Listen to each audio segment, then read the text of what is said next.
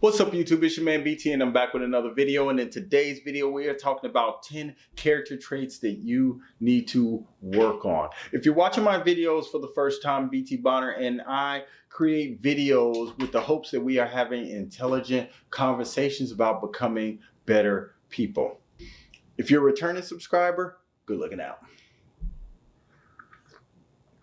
So let's get into this list of 10 that I have right here. And I'll tell you, this entire list is compiled of things that I know that I personally need to work on in my life, things that I've done self-examination on, and things that I've said, okay, Brett, this is your bucket list. These are the things that you should be working on a daily basis on the road to becoming a better person. So let's get right into the list. Number one is admitting when I'm wrong. I'm one of those people where I can be confronted with the knowledge that I'm wrong about something, and I'm the person that will still be looking for a little bit of loophole to say, okay, I was only 85% wrong. That other 15% that I was right on that 15%. Aha. So technically I wasn't wrong. You know, it takes a bigger person to admit when they're wrong, and it's nothing wrong with getting it wrong.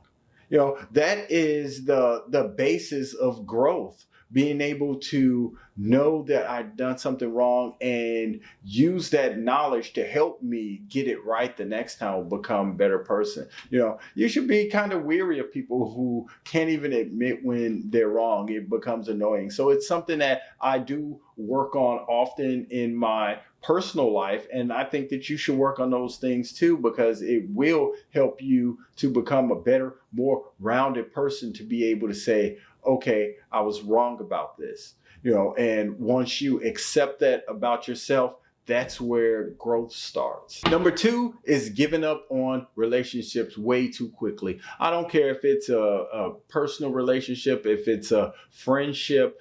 As soon as I reach a point where I feel like that person is not measuring all the way up to where I feel like they should be, I've given them this rank, and now all of a sudden I expect them to automatically become this perfect person in my life, and that's not always the case. You know, everyone's not the same, and there's no such thing as a perfect person.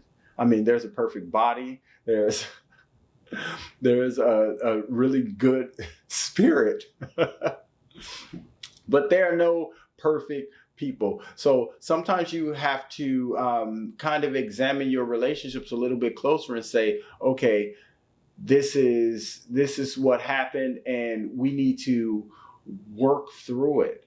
You know, being able to work through it is a sign of growth, and it means that you are actually growing as a person, and you giving this other person who may have done something wrong an opportunity to grow as well, to grow with you. And you have to be able to go through something. For you to call someone your friend, or to be in a relationship with somebody, you have to go through some things. And you know, this is something that I have to continuously work on in my life, not just cutting people off and being done with people simply because I feel like they've done something wrong, or that they're not measuring up. Of course, you shouldn't have negative, toxic people in your circle, but if it's someone with a good heart that has good intentions, maybe it was just something that just didn't go right with one exchange, and that's not necessarily a reason to completely cut them out of your life. If you're a good friend, you should try to nourish that relationship a little bit more. Get to the root of the problem so that you can come together and get past it. Number three is a lack of patience. If I'm in traffic and everybody's doing exactly what they're supposed to do, it's great. I'm happy, the world is great. But the minute someone takes a little bit too long to turn on their signal, or they decide to dip out of a lane, I'm just like, what are you doing? What are you doing? I have very little patience when it comes to things like that. If my order is not right when I go to the store and order something, you know, it's one of those trigger points for me, and I immediately like, you're not doing what you're supposed to do. You're doing wrong. I'm being wronged. Sometimes you just have to have a little bit of patience and use a little bit more intelligence in dealing with people. You can't always just fly off the handle, and people are not perfect. That's one thing that I have to remind myself all the time. I'm not perfect, and people are not perfect. Sometimes you have to be patient, sit back and understand others. You have to sit back and observe. So if you are a person that finds yourself just full of impatience, you're just very, very impatient, which actually leads to stress and anxiety. Those are usually some of the main reasons that a person becomes impatient. I like to move forward. This is a fast-paced society, and I like to move at a fast pace. But sometimes you have to sit back and you have to have a little bit of patience, because you may learn something that way. Number 4 is judging people too harshly. I'm the type of person, man, I believe in doing right. I believe that if everyone in the world did the right thing, like my mother would always say, the world would be a better place and there would be no crime. Everything would be perfect. But sometimes you can judge people too harshly. If I hear a story, the first thing I hear is, oh, he got caught stealing. Okay, he's a terrible person. And that's it. I draw a hard line in the sand. And sometimes there can be other circumstances at play. Sometimes people make mistakes. Like I said, people are not perfect. That's just like that. The whole story about someone who goes to jail for something, and you say, okay, that person's a felon. That does not mean that person is beyond redemption. It could be a situation where that person made one single mistake in their entire life. It could be a situation where they were just in the wrong place at the wrong time and things happen. But that doesn't define, one incident shouldn't define who you are in general everyday terms. If you're the type of person that you go out and you shoot up a public place, I would judge you harshly, and I would say, well, you're a terrible person. I don't care what was going on in your personal life. But we're not talking about these extreme instances. We're talking about instances that happen every day in your personal life. Keep that in mind. And sometimes you can judge people too harshly over mistakes that they made instead of trying to understand them. If the relationship or the friendship is worth saving, then hear them out and don't pass judgment too quickly. Just wait a minute and see what's really going on. You can learn a whole lot just by sitting back, observing, like I said before, and being patient. Forgiveness. I have a problem with forgiveness. And when I feel like somebody's done me wrong, man, I take it to the extreme. I can't believe that you did this to me. You know what I mean? And it's not always that serious. In the bigger scheme of things, it could be something very, very small. And me, I'm the type that I'll just hold a grudge. I'll be like, yeah, you did short me $1. And I'll just hold on to it and I'll stretch it out. And instead of just saying, hey, I can forgive you. Once you understand someone, you can forgive them. That doesn't mean you have to forget. That doesn't mean you have to even be friends with this person anymore. If it's something that happened and you can forgive them, even if you don't forgive them for what they did, forgive them for yourself so that you don't have to carry around the burden. You can say, okay, it's done. Okay, of course, I know how I'm going to relate with you going forward, but I'm not going to carry around the resentment that comes along with whatever happened. I can let that go and I can move on with my life. That doesn't mean that I'm going to forget it. I'm going to use that to help me formulate my relationship with you, because some people are not deserving of your forgiveness. When people intentionally try to hurt you, I don't think that you should forgive those people. You can forgive what they did and just be done with it. You don't have to do it for them, because sometimes they don't deserve your forgiveness. Do it for yourself so that you can be free of it, so you can move on with your life without having to carry around the burden of what they did. Let them shoulder that burden. Number 6 is holding people to a high standard. I'm the type of person, when I have friends or relationships or enter into relationships with people, I hold them to a high standard. I hold them to the same standard that I hold myself to. And some people were raised differently. Some people are cut from a different cloth. And some people just can't measure up to that high standard. If I'm the type of person where if I'm moving and I have an able-bodied friend and I call them and I say, get up off the couch, I need you to help me move, I expect them to get up off the couch and help me move.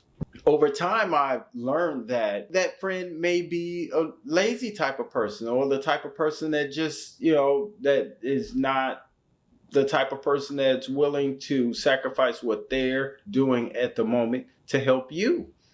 You have to understand the people that are in your circle. There's some people that I can call my friends, and even family members that I can call family, but that doesn't mean that I'm going to call them to help me move.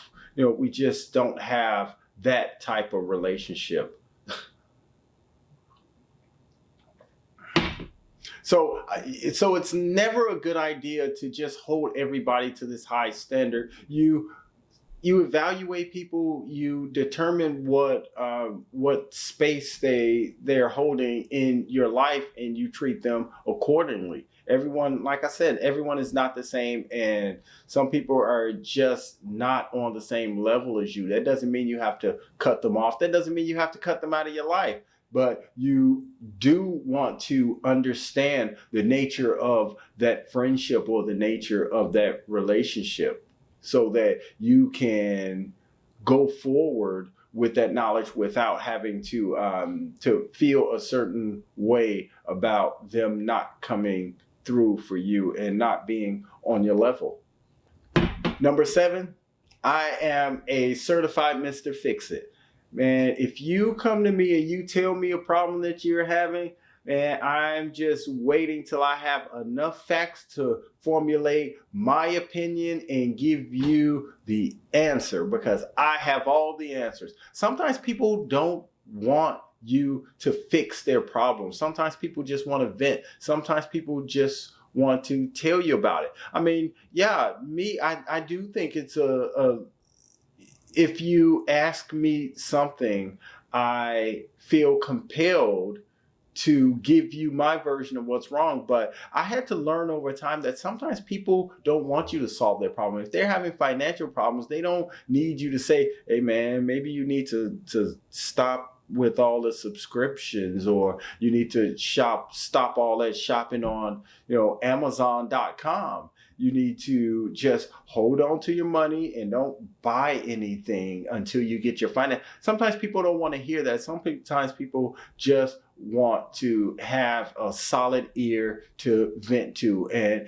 being a friend, it is your responsibility to have that ear for them to listen to. So don't try to always fix somebody's problems, especially in relationships, because if you are that type of person, it's easy to get used that way. If someone knows that you're going to come up with an answer, then perhaps that's the reason that they're telling you about it in the first place. But in some cases, people just want to be able to vent to someone who they think will understand, someone that will have compassion, and someone that won't judge them for it. So don't try to be a Mr. Fix-It. Be a good listener.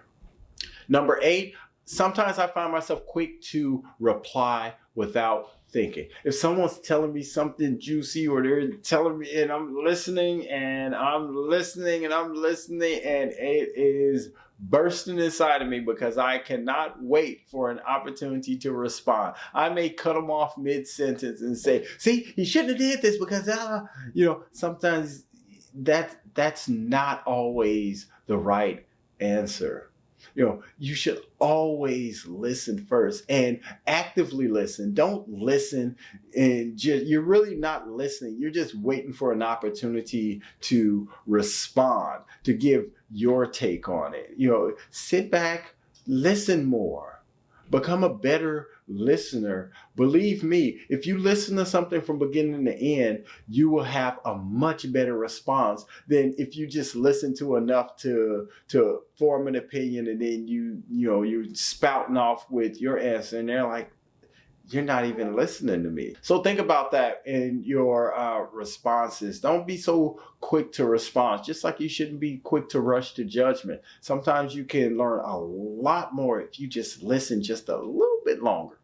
Number 9 is taking on way too much. Man, this is just something that I've really, especially over the last couple of years, man. If someone asks me to do something, I'm like, I'm in. You want to be in a play? I'm in. You want to shoot a video? I'm in. Well, you want me to take pictures of your kids? I'm in. And before I know it, I've committed myself to a bunch of projects. And I didn't think about the fact that I have my own projects. I have my own schedule. Instead of just saying, okay, I'm going to do this, I'm going to do this, I'm going to open up my calendar and look and see if I actually have time to do it. I'm quick to throw out a yes because, one, I like to help people, and I definitely like to help people be more creative. So someone will always come to me and they'll say, hey, Brad, can you shoot this video for me? And I'm like, yeah, I'll shoot it, man. We'll do it. And then we're like, okay, well, tomorrow meet me. And you're like, whoa, whoa, whoa. Sometimes you have to put people on pause and they have to get in where they fit in. You have to be willing to turn people down, and don't be afraid to say no, because you don't want to be that person that takes on too much, because in some cases you take on too much, you don't end up getting anything done. Number 10 is becoming self-absorbed. I can become so self-absorbed, and especially since I started on YouTube, I can't wait to call my friend. What are you doing? Oh, I'm doing this. And I'll just unload and I'll tell them every project that I have working on, every comment that I got on my videos, how many views I have, how many subs I'm up to now. And it's because it's something that's exciting to me, but you have to kind of keep in mind that you have to have good communication and good exchanges with your friends. Sometimes you have to take you off the table and put them on the table and become the listener and listen to them tell their stories. Sometimes your friends won't tell you that, like, man, why do we always have to talk about you? The world does not revolve around you. And it can breed resentment amongst those relationships that you have, because no one wants to listen to someone talk about themselves all the time. So sometimes you have to sit back and think about those things.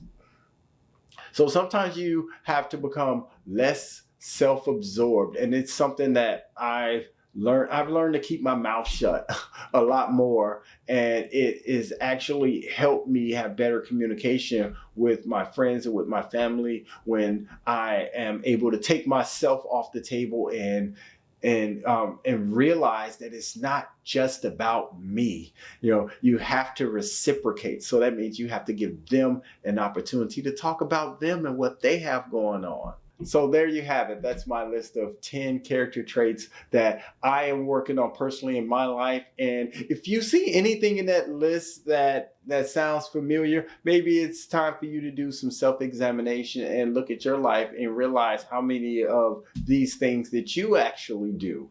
I invite you to subscribe to my channel, BT Bonner, where I create videos with a focus on a healthy lifestyle. And I want to continue to have these intelligent conversations with the hopes of you and I both ascending and becoming better people. I want to thank you for watching, and I'll see you in the next video. Peace.